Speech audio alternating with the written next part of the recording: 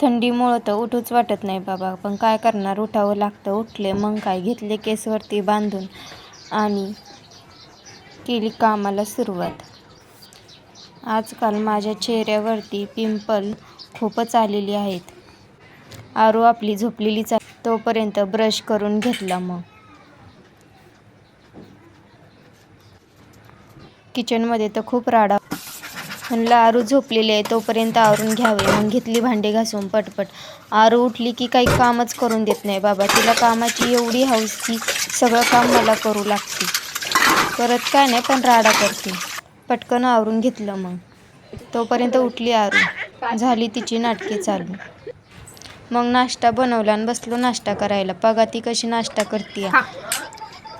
T V बघता बघता मॅडमचा नाश्ता करायचं काम चालू आहे. चम्मचने मॅगी खाता येत नाही तर हाताने खाऊ राहिली. कशी नाटकी करते बघा.